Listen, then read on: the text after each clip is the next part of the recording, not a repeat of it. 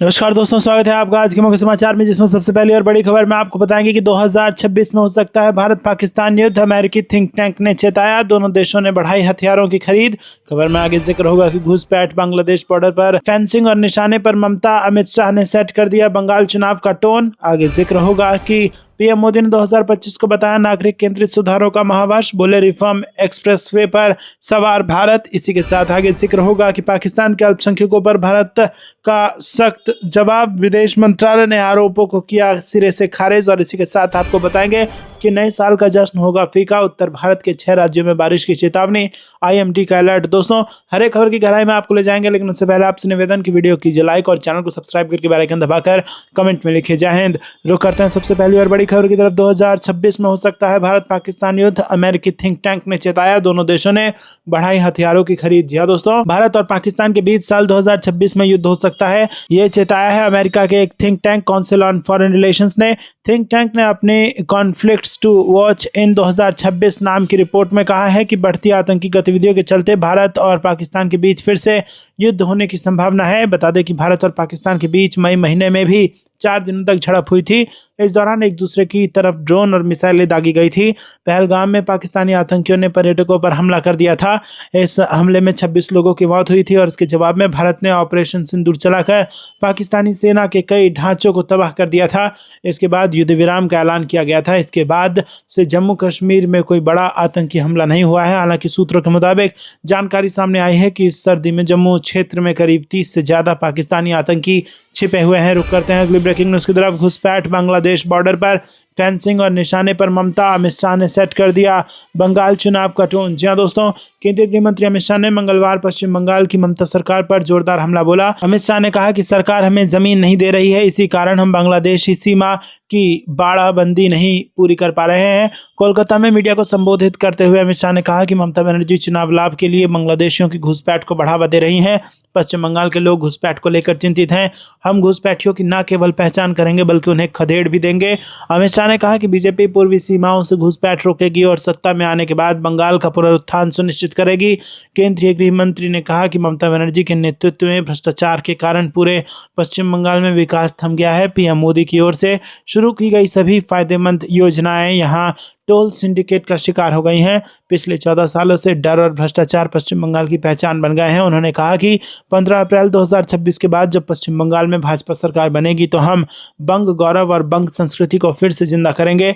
2014 के लोकसभा चुनाव का जिक्र करते हुए अमित शाह ने कहा कि हमें इस चुनाव में बंगाल में 17% वोट और 2 सीटें मिली थी। 2016 के विधानसभा चुनाव में हमें 10% वोट मिले और 3 सीटें मिली। 2019 के लोकसभा चुनाव में 41% वोट और 18 सीटें मिली।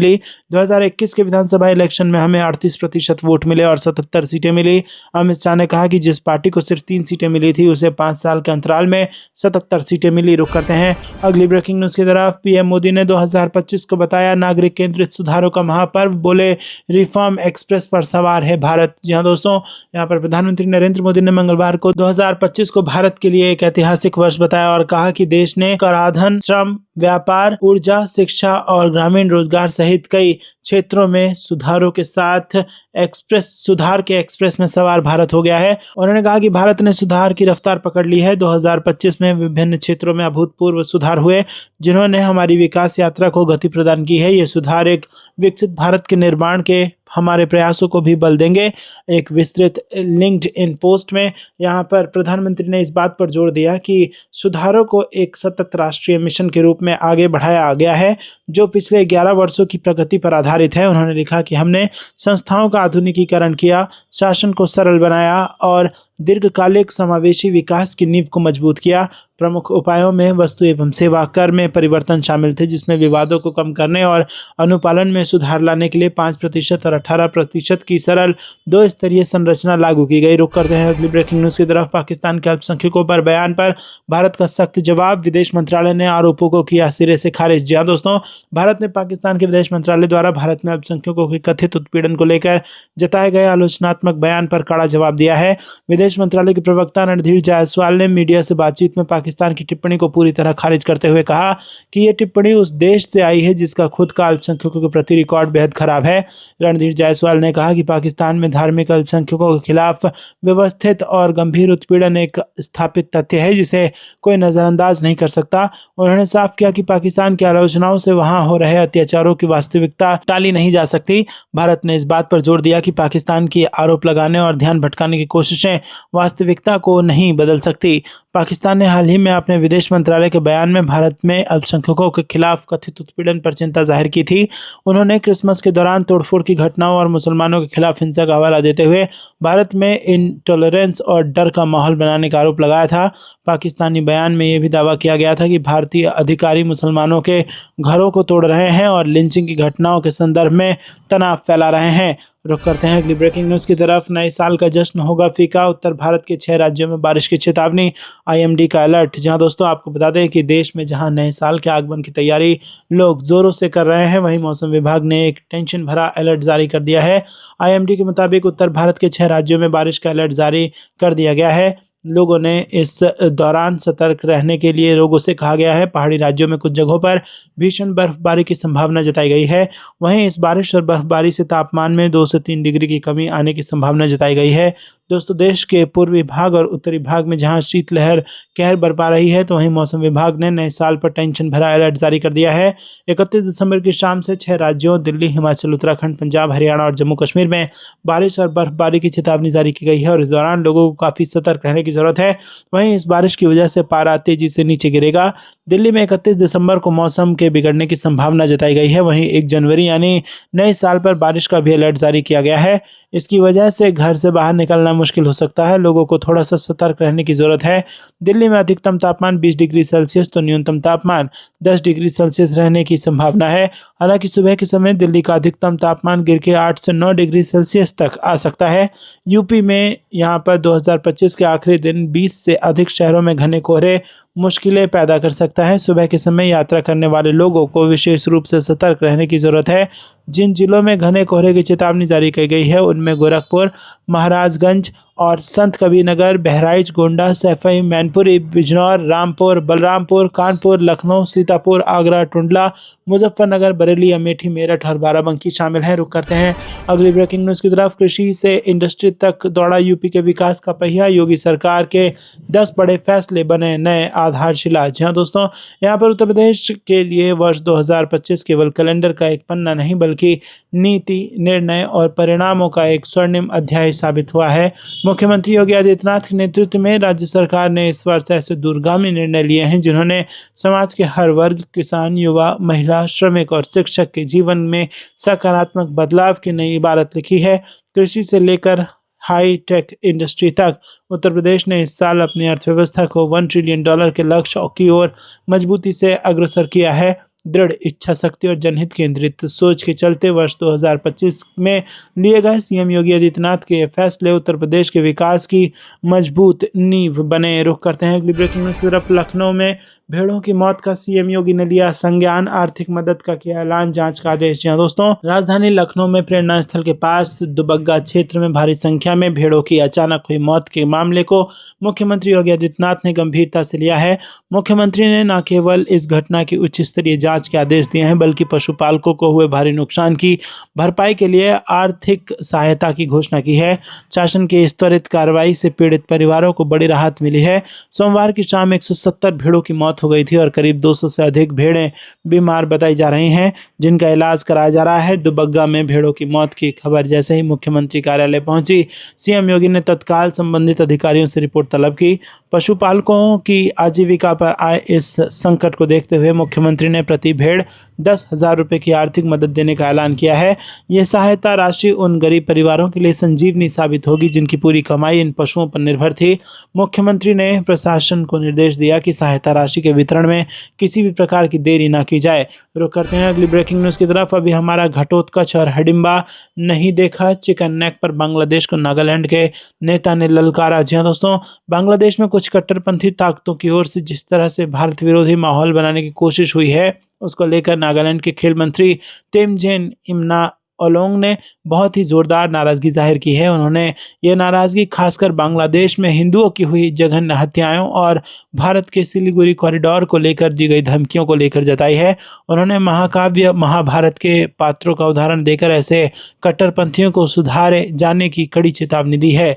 बीजेपी नेता और नागालैंड के मंत्री तेमजेन इमना ओलोंग बांग्लादेश की घटनाओं से बहुत ही ज़्यादा आहत हैं। उन्होंने कहा कि बांग्लादेश के कट्टरपंथी ये सोचना बंद कर दें कि वो ग्रेटर बांग्लादेश के अपने सपने के चक्कर में चिकन नेक कॉरिडोर काटकर पूर्वोत्तर को भारत से अलग कर सकते हैं। आपको क्या कुछ लगता है दोस्तों, कमेंट में बताइए। वीडियो को लाइक नहीं किया तो लाइक जरूर कीजिएगा। रुक करते हैं अगली ब्रेकिंग न्यूज की तरफ। सिंधु जल संधि पर रोक के बाद पाकिस्तान की ओर बढ़ने वाली है टेंशन। मोदी सरकार ने नए प्लान को दी है मंजूरी। जी हाँ दोस्तों, आपको बता दें कि सिंधु जल संधि के निलंबन के बाद भारत ने पाकिस्तान को एक और झटका दिया है। रणनीतिक तौर पर काफी महत्व रखने वाली जल परियोजना का रास्ता साफ हो गया है।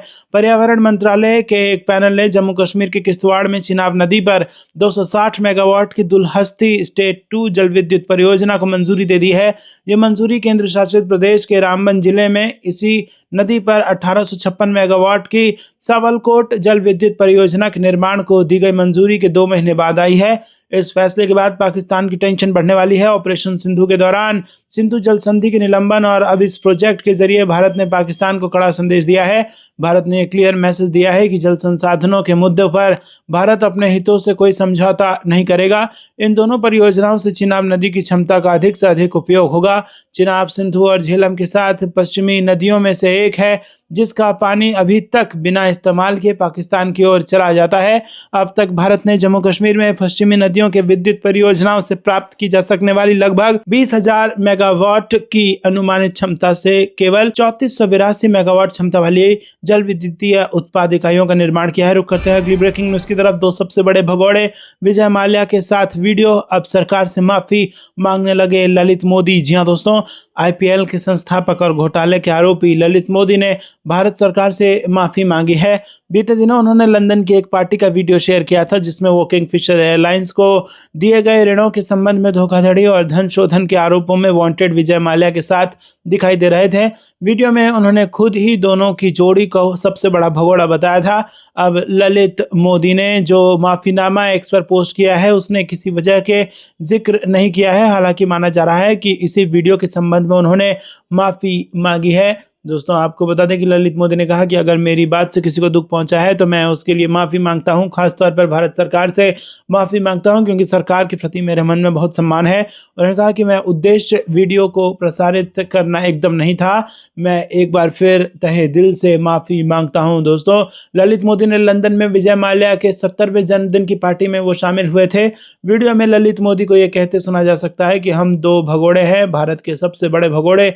इस वीडियो का शीर्षक है चलिए भारत में इंटरनेट पर फिर से धमाल मचाते हैं। मेरे दोस्त विजय माल्या को जन्मदिन की हार्दिक शुभकामनाएं। वीडियो में ललित मोदी को ये कहते हुए भी सुना जा सकता है कि आप मीडिया वालों के लिए कुछ क्या अपने ईर्ष्या से सुना। रुक करते हैं अगली ब्रेकिंग न्यूज की तरफ। भू माफी और बाहुबलियों पर सख्त एक्शन लें। गोरखपुर जनता दरबार में सीएम योगी ने अधिकारियों को दिए निर्देश। जी हाँ दोस्तों, यूपी के मुख्यमंत्री योगी आदित्यनाथ ने सोमवार को अधिकारियों को अवैध रूप से जमीन पर कब्जा करने वाले बाहुबलियों और माफियाओं के खिलाफ सख्त कार्रवाई करने का निर्देश दिया।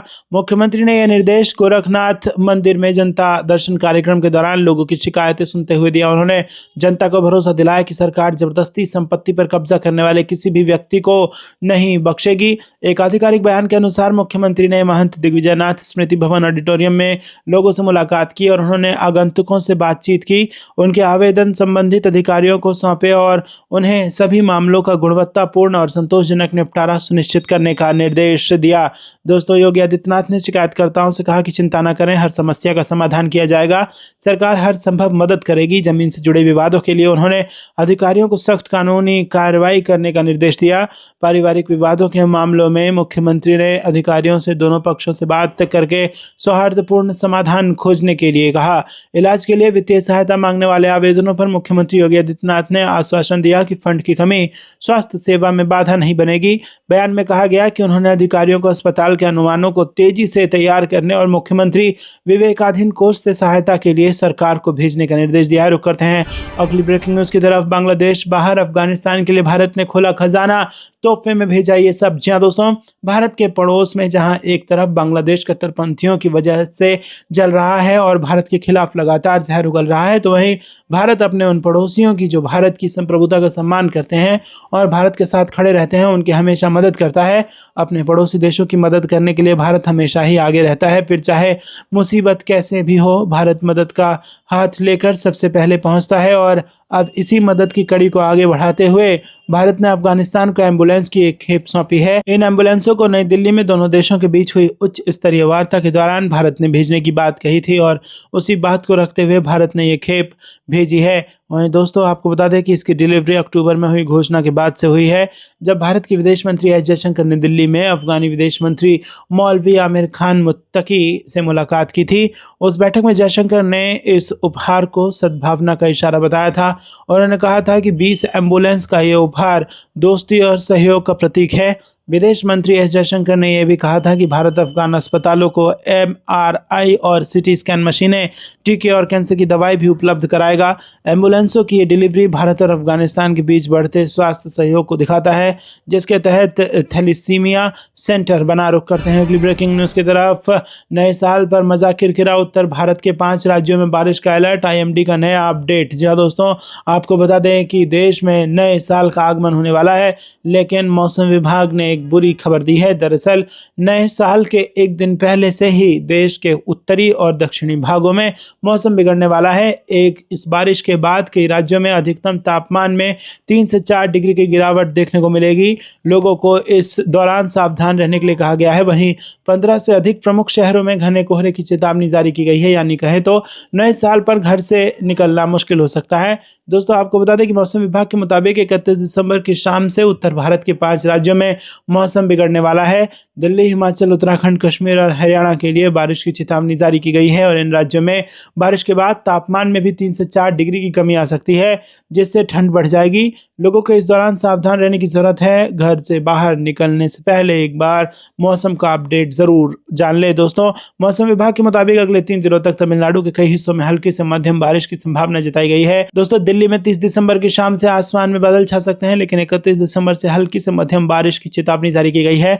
वहीं इस बारिश से ठंड की तीव्रता भी बढ़ेगी और दिल्ली में अधिकतम तापमान 21 डिग्री सेल्सियस तो न्यूनतम तापमान 7 डिग्री सेल्सियस रहेगा। यूपी में 30 दिसंबर से 20 से अधिक शहरों में घना कोहरा लोगों की परेशानी बढ़ाएगा। मौसम विभाग के मुताबिक लखनऊ, प्रयागराज, कानपुर, फतेहपुर, रायबरेली, सहारनपुर, मथुरा, हाथरस, आगरा, कासगंज, मैनपुरी, बिजनौर, मुरादाबाद, अमरोहा में घने कोहरे की चेतावनी जारी की गई है और सुबह के समय यात्रा करने के दौरान अलर्ट रहने की जरूरत है। रुक करते हैं अगली ब्रेकिंग न्यूज़ की तरफ। 80,000 करोड़ के हथियार, भारत ने किया ऐसा ऐलान कि हिली दुनिया। जी हाँ दोस्तों, रक्षा मंत्री राजनाथ सिंह की अध्यक्षता में हुई रक्षा अधिग्रहण परिषद ने लगभग 79,000 करोड़ रुपए के सैन्य खरीद के एक बड़े दौर को मंजूरी दे दी है। 29 दिसंबर 2025 को हुई बैठक में सेना, नौसेना और वायुसेना के लिए विभिन्न प्रणालियों की आवश्यकता की स्वीकृति को मंजूरी दी गई, जो भारत की रक्षा तैयारियों को महत्वपूर्ण बढ़ावा देती है। भारतीय सेना के लिए परिषद ने loiter munition system, low level light weight radar, Pinaka system के लिए लॉन्ग रेंज गाइडेड रॉकेट गोला बारूद और उन्नत integrated drone detection and interdiction system MK2 की खरीद को मंजूरी दी है। लाइट म्यूनिशन सामरिक लक्ष्यों पर सटीक हमला करने में सक्षम बनाएगा, जबकि हल्के रेडार छोटे और कम ऊंचाई पर उड़ने वाले मानव रहित हवाई प्रणालियों का पता लगाने की क्षमता को मजबूत करेंगे। दोस्तों, रुक करते हैं अगली ब्रेकिंग न्यूज़ की तरफ। क्रेडिट स्कोर से लेकर UPI तक 1 जनवरी 2026 से बदल जाएंगे 7 बड़े नियम। जी हाँ दोस्तों, आपको बता दें कि साल 2025 अब अपने अंतिम पड़ाव पर है। 31 दिसंबर 2025 सिर्फ कैलेंडर बदलने की तारीख नहीं है, बल्कि ये आर्थिक मोर्चे पर कई जरूरी कार्यों को निपटाने की डेडलाइन भी है। वहीं 1 जनवरी 2026 की सुबह आम आदमी के लिए कई बदलाव लेकर आ रही है। बैंकिंग, टैक्सेशन, डिजिटल पेमेंट और निवेश से जुड़े नियमों में बड़ा फेरबदल होने जा रहा है। यदि आपने समय रहते इन बदलावों पर ध्यान नहीं दिया तो आपको पेनल्टी भरनी पड़ सकती है या आपकी वित्तीय सेवाएं बाधित हो सकती हैं। यहाँ हम आपको उन सभी बदलावों के बारे में विस्तार से बता रहे हैं जो 31 दिसंबर की रात और 1 जनवरी की सुबह से प्रभावी होंगे। दोस्तों, आपको बता दें कि कर्ज लेने वालों के लिए नए साल से सबसे बड़ा बदलाव क्रेडिट स्कोर की रिपोर्टिंग में होने जा रहा है। अब तक क्रेडिट ब्यूरो आमतौर पर मासिक आधार पर डेटा अपडेट करते थे। 1 जनवरी 2026 से क्रेडिट स्कोर साप्ताहिक आधार पर अपडेट किया जाएगा। अगर आप लोन की ईएमआई या क्रेडिट कार्ड का बिल चुकाने में 1 दिन की भी देरी करते हैं तो इसका असर आपके स्कोर पर तुरंत दिखाई देगा। वहीं समय पर भुगतान करने वाले ग्राहकों का स्कोर तेजी से सुधरेगा, जिससे उन्हें लोन मिलने में आसानी होगी। रुक करते हैं अगली ब्रेकिंग न्यूज़ की तरफ, लेकिन दोस्तों उससे पहले आपको कुछ लगता है कमेंट में बताइए। वीडियो को लाइक नहीं किया तो लाइक जरूर कीजिएगा। रुक करते हैं अगली ब्रेकिंग न्यूज़ की तरफ। ऑपरेशन सिंदूर के दौरान बंकर में छिपने की नौबत आ गई थी पाकिस्तान के राष्ट्रपति जरदारी का कबूलनामा। जी हाँ दोस्तों, यहाँ पर वैश्विक मंच पर पाकिस्तान एक बार फिर न सिर्फ बेनकाब हुआ है बल्कि इसे शर्मिंदगी भी उठानी पड़ी है, क्योंकि इसने मई में भारत द्वारा किए गए राजनीतिक और सटीक हमलों के प्रभाव को स्वीकार किया है।